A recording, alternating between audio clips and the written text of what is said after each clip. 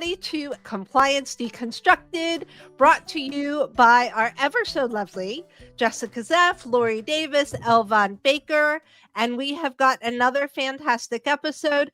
I just want to say that Elvan and Lorie, they brought their mugs. On the last episode, I'm such a skunk, I swear.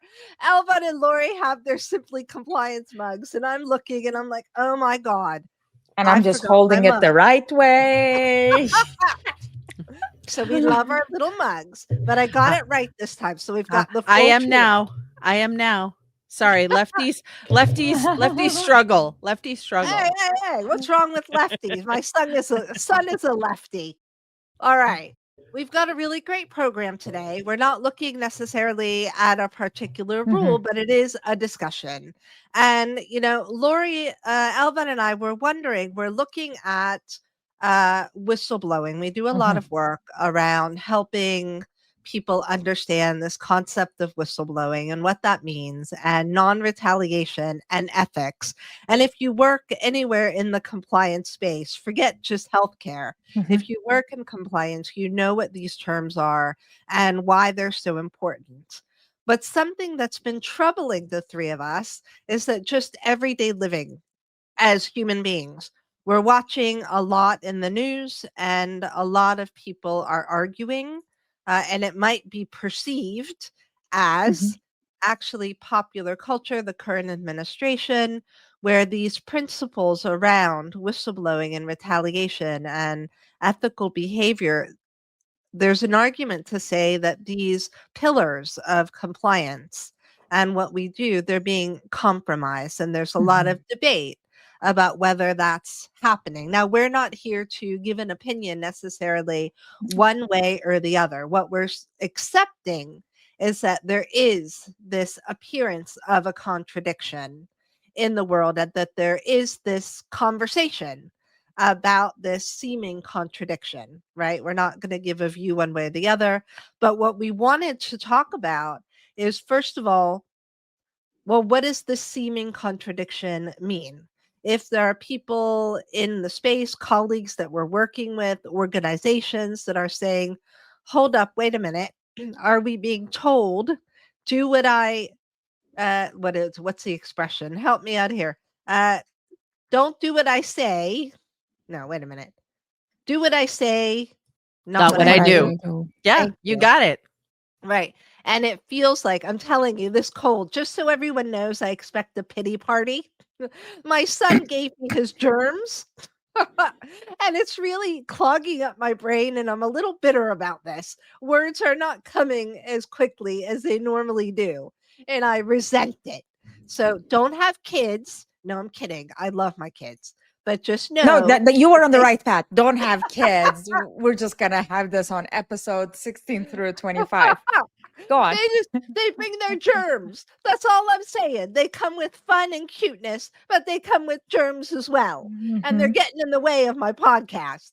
I'm kidding. But the point is, how do we, first of all, as compliance professionals, how do we counter this, maybe this perception, whether it's right or wrong? How do we counter the messages that people may be taking from what's happening in the public sphere? And there's this debate. Well, is whistleblowing and non-retaliation, is it dead? I mean, are these things that we need to revive? And the conclusion that we kind of came to is that this idea of non-retaliation and whistleblowing and having a robust ethical framework for your organization, they're actually very much alive, right? And they're very much, well, maybe we might have to work a little bit harder to make sure that those principles are established and they're being followed, but it doesn't really change the scope of what we do, right? So, ladies, input. What do you think? I mean, are you seeing in the work that you're doing questions around whistleblowing and non-retaliation? I do think we do have a cultural shift currently, not just in our workplace, but overall, that I want to put this in the right framework for our conversation. This is what I want to say. There's a shift towards the idea that You have to be a loyalist. And to be a loyalist, you cannot be a whistleblower. Or that if you are a whistleblower, then you don't have loyalties. But is that a new And concept? Is that new? probably not. Is it expressed more? I don't know. What do you think, Laura? Do you think it's new? I think it always existed. Okay.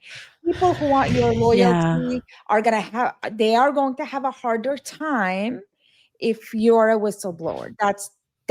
I think that's a general concept that has happened always. But I do see it expressed more openly, the whole idea of you're either with me or you're against me. It cannot be one and two. We used to have a more bumper space for agreeing on some things, but disagreeing on other things. And it seems like we're losing that bumper space. I don't know. Yeah. If that's the way Yeah. It's very us versus them. Mm-hmm. And them can vary who it is. Jessica will ask me, well, who is them? That can vary. That can vary on the topic. But I agree with you, Elva. And I think there has been that shift where they are looking for more loyalists. And despite the age old understanding of non-retaliation, we're seeing that retaliation play out in certain spaces. I agree And with when you. when you have that cultural shift, Jessica, at the umbrella level, it does affect everything else that falls under it. And percolates through. It really, really does. I hold a leadership role in my current position, and I find more learning and growth when I am questioned by people who report to me. But this is not everybody's take, and it's not easy to be in that position. We need to be able to get back to a place where we say, I can appreciate you. I can agree with you on many, many things. However, on this subject, on this action, I disagree with you. And on this subject and on this action, I think I need to report you. I think we're losing that.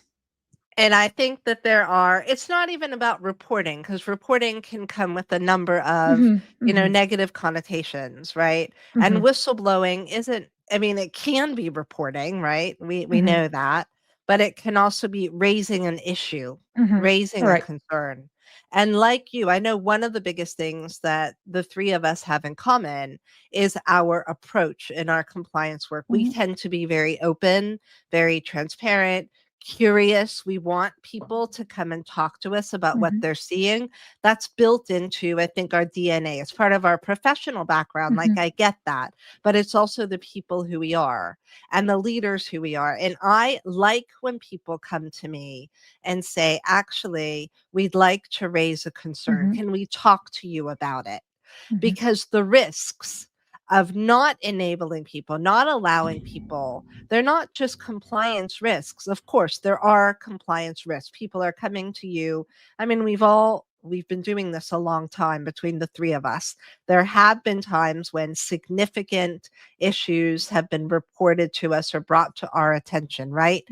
But it's not just about compliance. A lot of it is also about operational issues. So if you're thinking just about you as a business or an organization, why wouldn't you want people to come to you with ideas for making things better or more efficient or with concern?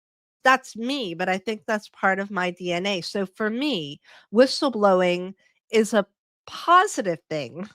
Like, for some, it's a last resort, right? You can look at whistleblowing in a number of different, you can interpret it in a number of different ways, right? You can interpret it as raising a concern, but on the one side. On the other hand, it's a very legal, formal process where a company or an organization has not been listening, has committed maybe some wrongdoing, often intentionally, but not always. It's more about not listening. And the individual then goes to an external party to say, hold up, there's some major wrongdoing going on, right? We get that. But this idea of whistleblowing, it covers the spectrum of different kind of approaches to raising concerns, because ultimately that's what it is. Yeah. And this, go Just ahead. to add on that, Jessica, I would say you can't fix problems you don't know exist, right? And sometimes when somebody comes to you, a business owner, an employee that doesn't have a title, they're coming to you, they're telling you something's wrong. Maybe they're not fully aware of all the situations, but you need to talk it out. But you may not even know there's a problem. Leadership may That's not right. know there's a problem. And until somebody raises their hands, you can't do anything. And when I think of whistleblowing, I don't always think of, the Enron kind of level of a case. Right. Sometimes it's somebody literally saying, "Hey, I think there's something going on. Can we talk about it?" To even bring awareness that there might be something there. Or I'm not sure what I've seen. I think I saw this. I'm just letting you know, I'm not really sure. I don't even know Yeah. that there's been anything wrong, but I thought I'd talk to you about it. Like, you want people to come to you with those kinds of conversations as the not even as a compliance officer, but as a leader. But even more importantly, what worries me, I think, more at the moment, and I do think Elvan's right, this is a big shift. I felt that up until now in my career, I felt that there was a lot of emphasis on being open and transparent and encouraging staff and encouraging people to raise concerns. And there was a lot of emphasis on non-retaliation, and that was everywhere. And the reason that's so important is because if someone comes to you in good faith about a concern, should they really be punished for it? No. As long as it's in good faith, they're trying to support the organization. They're trying to do the right thing. There's no, malintent. So why punish them for it? And even if there's an investigation and it finds that actually there needs to be some corrective action, there was an issue and it's been festering or it's new or whatever the basis for the issue was, it really doesn't matter.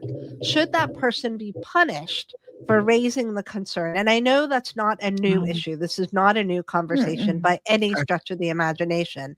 But what is new is this perception of it's not okay to whistleblow. And guess what? If you raise any concern, wherever you fall on that spectrum of whistleblowing, actually going back to what Elvan said is you're not part of the team. Just put your head down, keep going. Like, that can't be good. And not just for compliance, but for a business in general. Like, where do you stop? Yeah. So I recently had a conversation with somebody, really, really great guy. We were talking about relationships. And I had said to him something about I'm really sensitive to to people's feelings. Like, I have some emotional intelligence. I didn't say that. I was just saying, hey, I was trying to raise a concern with this individual about a team in his organization to say, look, I think they're really stressed, and how do you handle that stress? Because as a leader, that's really important to me, right? My team, we're a team. We work together. Their stress is actually mine, right? So I want people to be happy in their work. And so we were talking, and I thought it was my responsibility to say, maybe there's an issue here we need to look at. Maybe it's communication, maybe it's training, but there's some sort of tension that we probably need to address.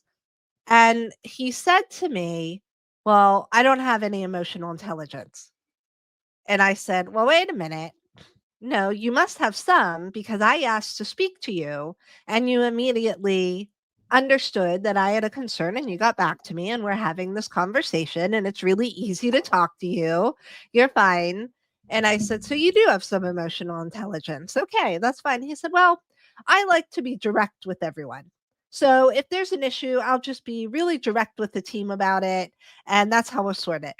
And that really worried me, because I thought there is a time, and I even said to him, I said, there's a time to be direct. I'm a compliance officer. There are times when you need to be direct. But I also said, but in my role, like, I don't have the luxury of being direct all the time. I deal with so many different kinds of people. And, when they come to you with a concern, they're stressed, they're worried. They don't know how it's going to fall out. So I see being direct sometimes, not always, as a luxury that I don't get. And he said to me, "Well, I don't need to be liked." And I said, "Well, but it's not about being liked. It's about understanding that people take messages in different ways." And the reason I'm mentioning this is because depending on how you interact with those around you, they're going to have a comfort or a discomfort level about coming to you with concerns, right? And so this really worried me because I said, well, if you adopt the same approach with everyone, they're going to be afraid to speak to you, which is what I sensed was already happening. And it was totally unintentional. Like, this guy was great. He heard me out. I had no problems talking to him at all. But there was a perception that because he was so direct, people were now afraid to say anything rather than handle each situation and appear to be transparent and listen to what was going on and have a conversation. Folks were scared.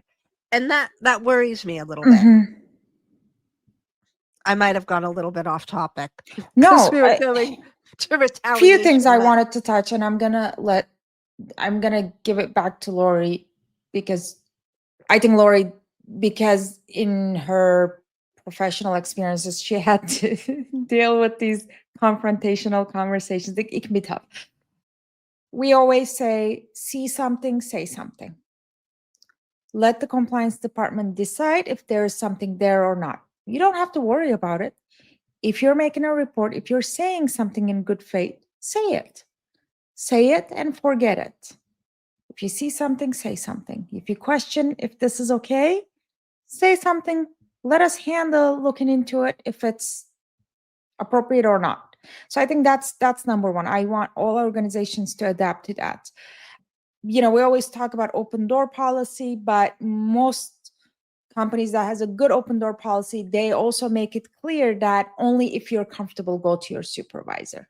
Only if you're comfortable, go to the next level. If you're not comfortable with these, levels of people, you have a right to report it to compliance directly. This ties into what you said, Jessica. We do want people to have open, honest, direct relationships, only if they are comfortable given the constraints of the subject and the information that's going to be carried within it. I was in a situation a while back and I was told, well, just come to me directly. And it's really hard to express, even at my level, and I've had many of these confrontational conversations that may seem confrontational, difficult conversations, I want to say, not confrontational. But here's what I said internally in that moment. Yes, but what I will tell you of what I think you did is so ethically poor that I don't believe that coming and telling you directly is going to produce the results that I'm hoping to get out of it. So therefore, I'm not going to come and tell you, because the entity that would give me the results that I want out of that feedback would not have done that action to begin with. You see what I'm saying? So even at my level, that can be pretty tough. So, and the person that you are giving the example, Jessica, they have, like you said, they have the luxury of saying, I'm really open, they can come and tell me. But are you? Well, it's the way it's being handled as well, or the perception. Yeah. It's like I said, when I spoke with this guy, like, he was great. Like, there was no blowback. We had an open, honest conversation. But it was the impression he was giving his team. And I could see that the impression he was giving unintentionally was causing the problem. The staff were coming back to, they weren't comfortable raising concerns. If they needed to whistleblow, they couldn't go anywhere. Like, and that's a bit of a risk. And that wasn't even intentional. The guy, like I said, was amazing. When you actually spoke to him about a concern, he listened. It wasn't true that he had no emotional intelligence, not at all. But what I'm wondering is, for our compliance professionals who are working in this space day to day, I'm wondering, we're all seeing this change in the political and social sphere around whistleblowing and non-retaliation. I mean, people perceive that there's a problem, that they may no longer be safe to raise concerns. So for those of us on the ground, what I'm wondering is like, how do we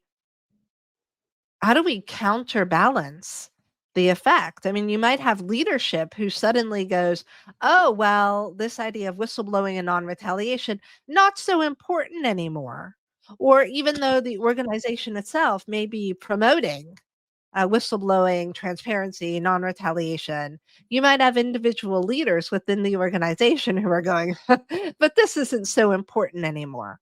So how do we counterbalance, or that might be the wrong phrase, but how do we like address and respond to that challenge? Because my tendency is to say, okay, well, wait a minute, then we need to make an additional push. We need to remind leadership, we need to remind staff that these principles are still important. And they're important not just because we want to maintain compliance with rules, regulations, policies, and procedures, whatever it is, but they're important for any business to survive. And I just wonder, do we have any strategies for that? Is there anything we could do or any advice we can provide to our colleagues? So I think Jessica and Elvan, one of the things that you both hit on is the ability to come to compliance, but I think it's the channels, right? I think we need to make sure that we offer up that anonymous reporting. Sometimes you can't go to your supervisor because the person you want to talk about is your supervisor. And you can't necessarily go to your supervisor and be like, hey, you're not following proper procedure here. Here's the policy you wrote that says how we do it. You're not following that.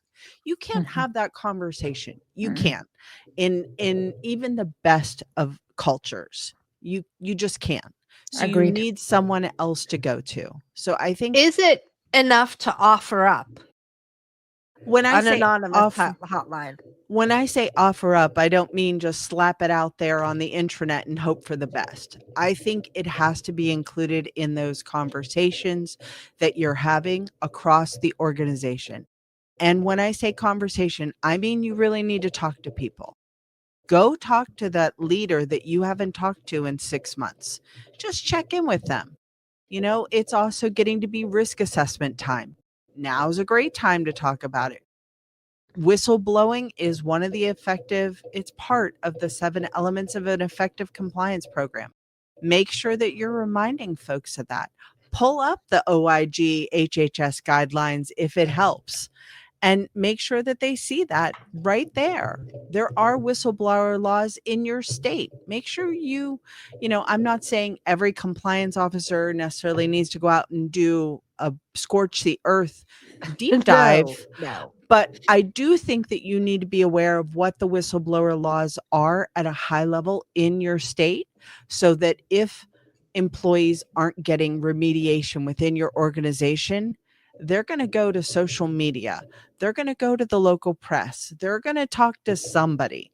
They're going to talk to a friend of a friend. They're going to tell somebody if they're not telling you. And would you rather have it a 5-minute conversation? Hey, thanks for letting me know. Let me go investigate this.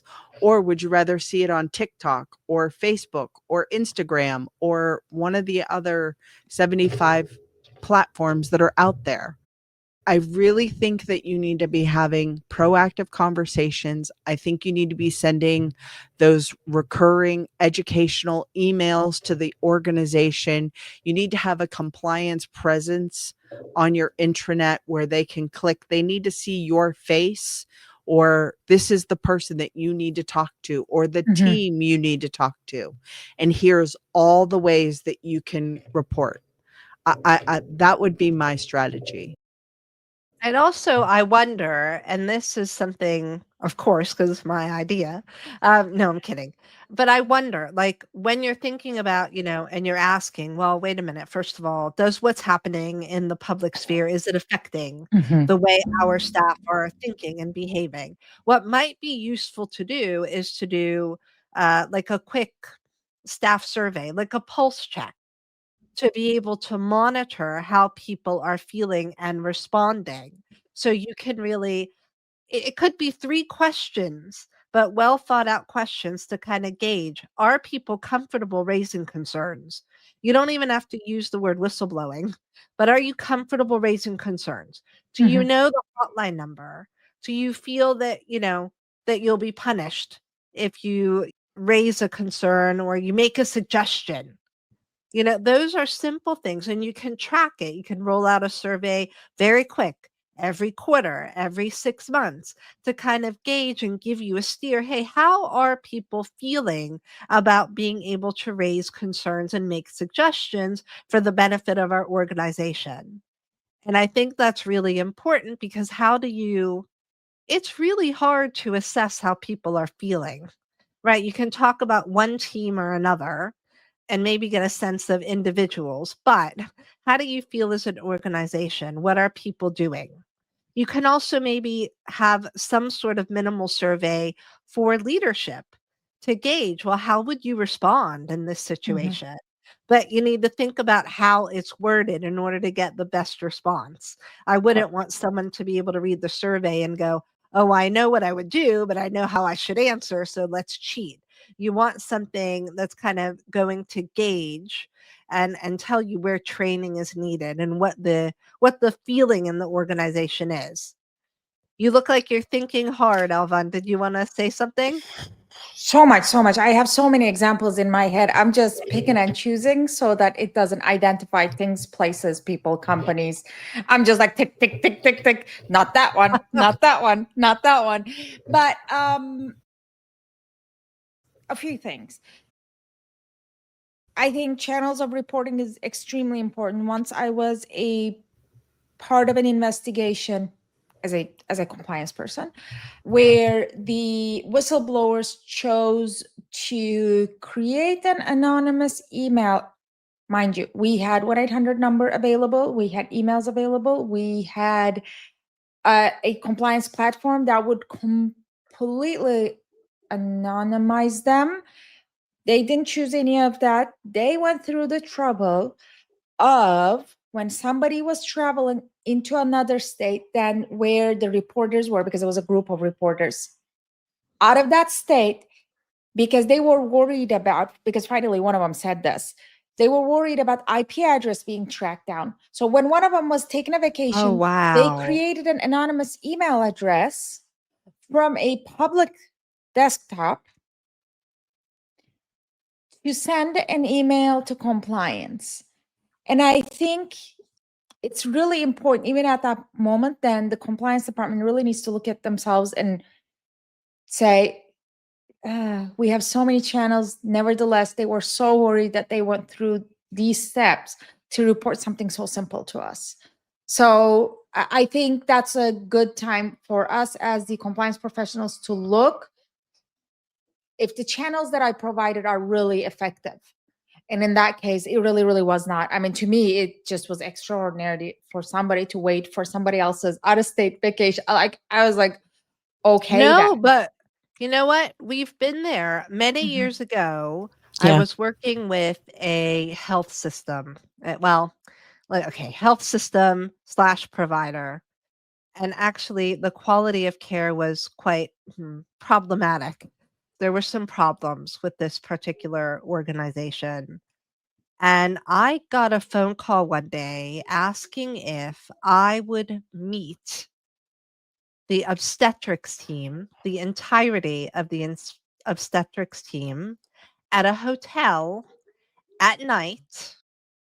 And when I keep it confidential, they really had some serious concerns. And it all felt cloak and dagger, but they were terrified. I ended up meeting them. There were about 30 people that met Look at me you. at a I'd be like, as a hotel. female, I'd never show up to that meeting at a hotel. I'm like, I'm going to be pieces at a black market for parts of organs. But what I'm saying, there was that fear. I wasn't sure genuinely what was going to happen. I was working for a regulator at the time. So that was the other component of it. So I genuinely didn't know what was going to happen. I knew that I was going to face a group of people who were very upset.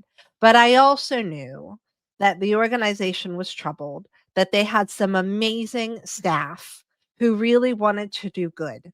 So I told my manager where I was going to be and what was going on. I had to. But the point is, they were terrified. And what they told me when we met was terrifying.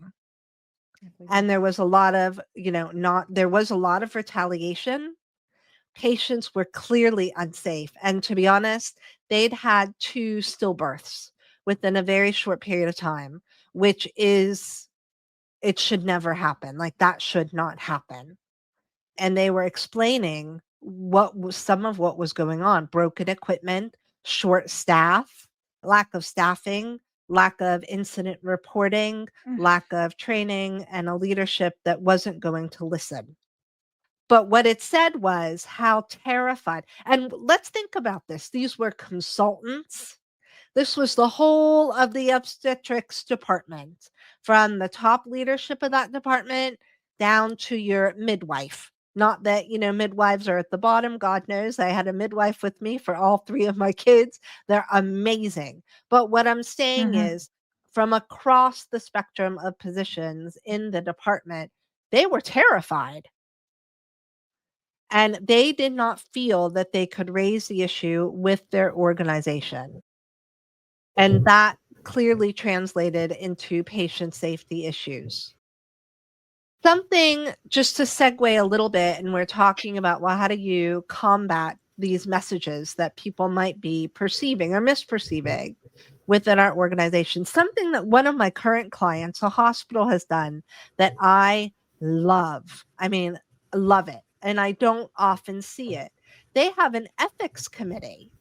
They have an ethics committee, and they have an ethics statement that lives in their code of conduct.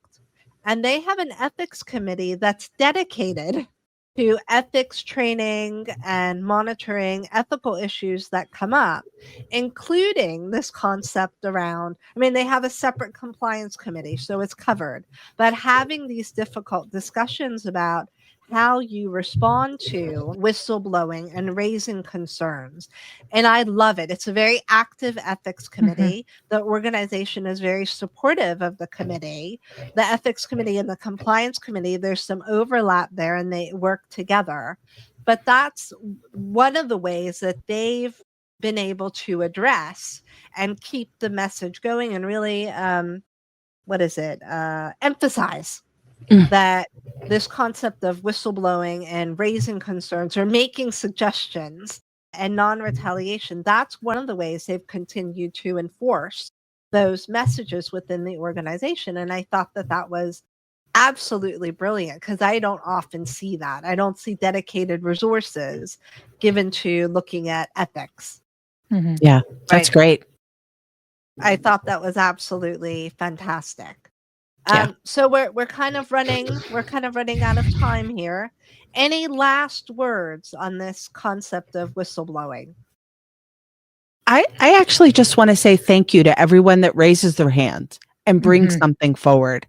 I don't think whistleblowers, or I call them truth seekers, or people who just want to make sure they're doing the right thing.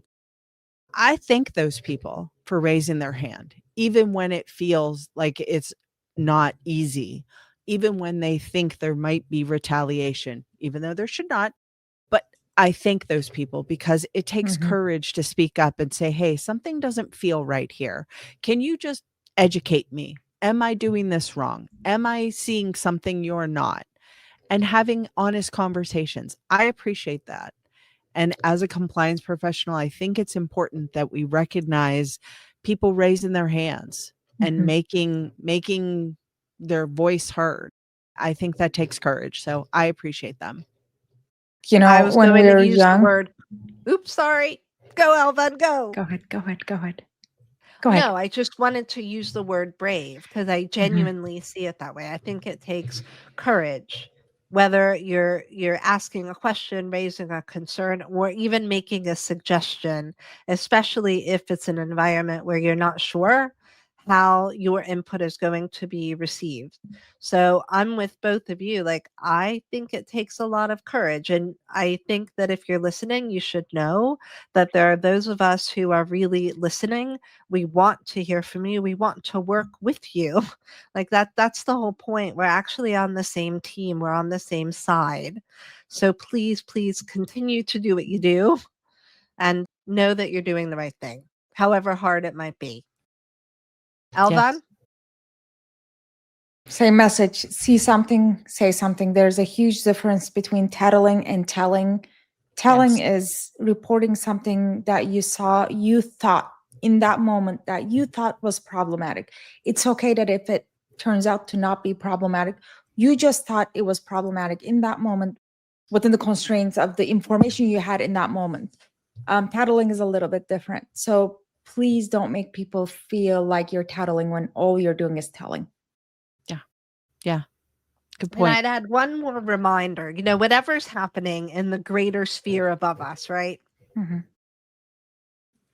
Remember why we do the work that we do. Mm-hmm. We all chose healthcare for a reason, whatever part of healthcare. And at the end of the day, most of the time, that reason is to help other people, to do some good in the world. So when you're worried about raising a concern, or you're worried about making a suggestion that you're not sure will be well received, try and remember, it's not easy, I'm not going to lie, and it won't always work, I'll be honest. But try and remember why we're all here. We're all here to help other people. And essentially what you're doing when you're trying to raise a concern, or you're trying to make your organization better, you're trying to protect the organization, even maybe from itself. We do what we do every day because there are people who we're trying to help. That's why we got into this field. There are patients, there are members, there are vulnerable parts of the population that we all wanted to help in one way or another, right? And that's why we're raising those concerns. We're not doing it because, we want the glamour and the glory because it's going to make us rich. God knows we work in healthcare. We're hardly going to be billionaires anytime soon. But while we're really raising the concerns and the issues or the suggestions that we're making, why we get up every day and do our work is to do some good in the world. So if that helps you as you're thinking about whether you should speak up, please use it. Keep that in mind. It's something that I try and keep in mind every day that I do this job. And I know that I'm not alone in that respect. So with that note, we're going to wrap up. Thank you all for listening to us. We always love your feedback and your comments. So if you're listening, if there's something you really liked, please tell us. Our egos need it. And if there's something that you think we could do a little bit better, yeah, we're open to that too. You can whistleblow. No, I'm kidding. Don't whistleblow, but give us the feedback. We're good. And we'll try and act on it. So thank you very much for listening. We've really had fun on this episode. It was a great topic. Hope you enjoyed it.